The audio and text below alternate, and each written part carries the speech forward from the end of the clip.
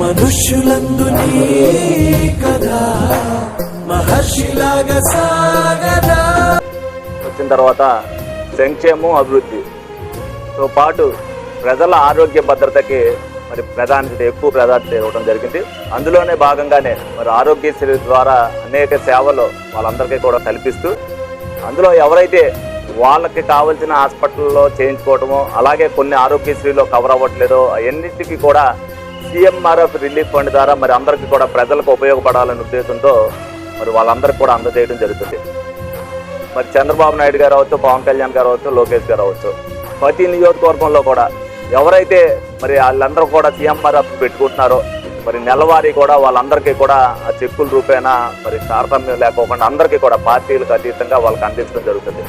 అందులోనే భాగంగా మరి ఏలూరు నియోజకవర్గానికి సంబంధించి మరి ఈ రోజున అంటే LOCల ద్వారా 20,50,000 అలాగే 34 చెక్కుల ద్వారా 25,80,000 రూపాయలు 34 మందికి లబ్ధిదారులకి అందజేయడం జరుగుతుంది. అలాగే ఇప్పటి వరకు కూడా ఏలూరు నియోజకవర్గానికి సంబంధించి 3,41,41,913 రూపాయలు మరి CMRF ద్వారా 244 మందికి అందజేయడం జరిగింది. ఇది నిరంతర ప్రక్రియ. దీంట్లో భాగంగా ఎప్పుడు కూడా ప్రజల్లో అందుబాటులో ఉండటం వల్ల ఏ ఒక్కళ్ళకి కూడా ఆరోగ్య విషయంలో ఎక్కడా కూడా అజాగ్రత్త పడుకోకుండా ఏ రోజు వచ్చినప్పటికీ వాళ్ళ LOC అంటే 24 గంటల్లో ఆపరేషన్ చేయవలసిన వాళ్ళందరూ కూడా LOC కోసం వస్తారు. ఆ విషయంలో కూడా ఇవాళ వరకు ఏలూరు నియోజకవర్గంలో కూడా LOC అందని వాళ్ళు ఎవరో కూడా ఆరోగ్యపరంగా ఎవరూ లేరు. అందరికీ కూడా నిరంతరం అందుబాటులో ఉండబట్టి వాళ్ళకు కూడా న్యాయం జరుగుతుంది.